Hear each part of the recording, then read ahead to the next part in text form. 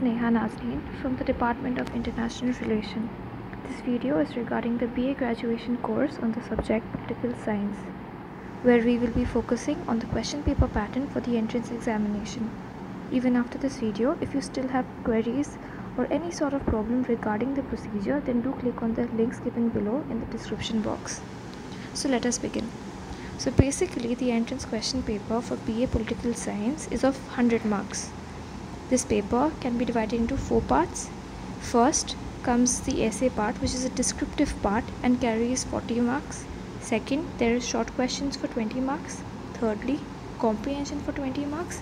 And last is the MCQ part of 20 marks. Now, normally for admission, both boards and entrance marks are needed, generally 50%, but this division of marks can also change or remain the same. This is according to the decision of the authority, but normally it stays the same. As for the question paper pattern, the first part is of the essay, and it is highly scoring. It is of 40 marks. Students score a huge amount of marks from this part.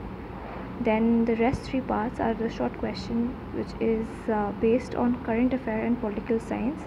The ones who did not have political science in their +2 can score marks in current affair questions, but at this time, in this break, you can also cover up the portions of class 11 and 12, like the chapters or the topics of constitution, president, prime minister, the roles and the functions and similar topics, which will help you in answering the questions. Then the current affair portion, you can follow up different English editorial papers, magazine, websites, etc. Then comes the comprehension portion. There's nothing much to be said about this, but yes, you can try your level best to answer each and every question. It is really highly scoring and will help you boost your marks.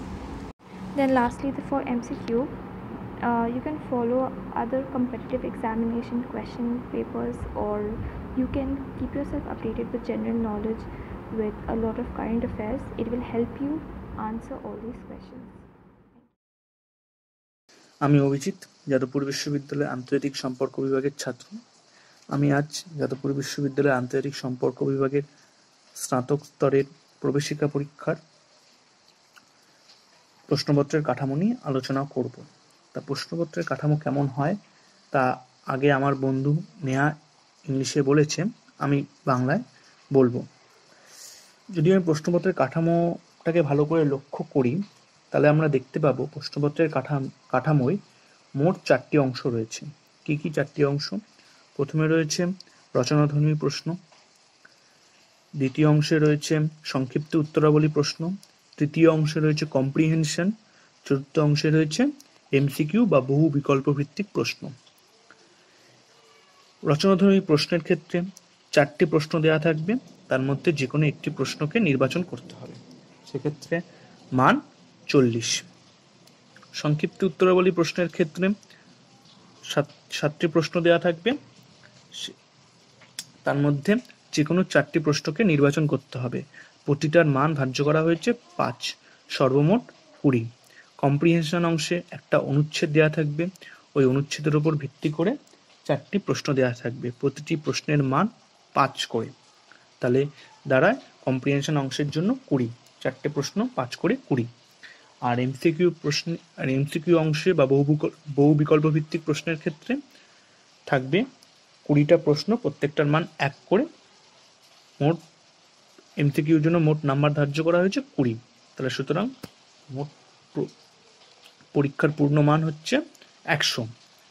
এই 100 নম্বরের প্রশ্ন সমাধান করার জন্য তোমাদের হাতে সময় থাকবে 2 ঘন্টা। এবার যদি প্রস্তুতি সম্পর্কে কিছু ছোট করে বলি, তাহলে প্রথমে আমি এমসিকিউ থেকে শুরু করি। এমসিকিউ জন্য তোমাদের কারেন্ট অ্যাফেয়ার্স খুব ভালো করে জানতে হবে।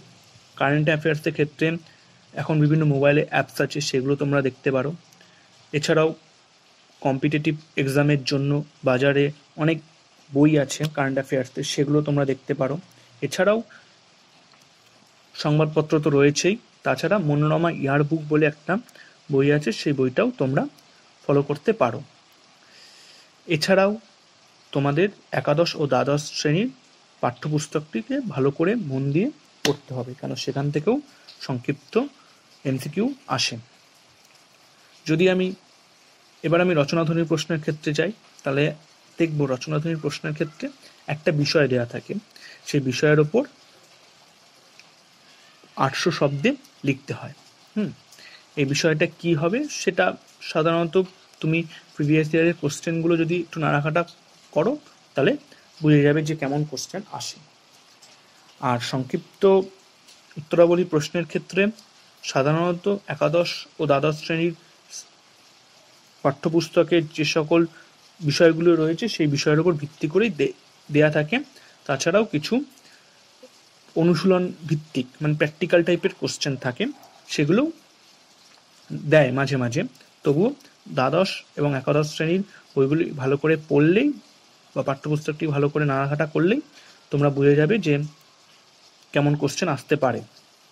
আর কম্প্রিহেনশন অংশে একটা অনুচ্ছেদ দেওয়া থাকে, সেটা সম্পূর্ণরূপে পরীক্ষার সময়ের উপর মানে পরীক্ষার প্রশ্নপত্রের উপর করে, সেটা কেমন অনুচ্ছেদ আসবে সেটা অবশ্যই রাষ্ট্রবিজ্ঞান ঘেঁষা একটা অনুচ্ছেদ আসবে, সেই অনুচ্ছেদের উপর ভিত্তি করে তোমাকে নিচে 4টে প্রশ্ন দেওয়া থাকবে, 4টি প্রশ্নের উত্তর লিখতে হবে, প্রতিটি প্রশ্নের মান 5। এই হলো সম্পূর্ণরূপে তোমার পরীক্ষার প্রশ্নপত্রের কাঠামো।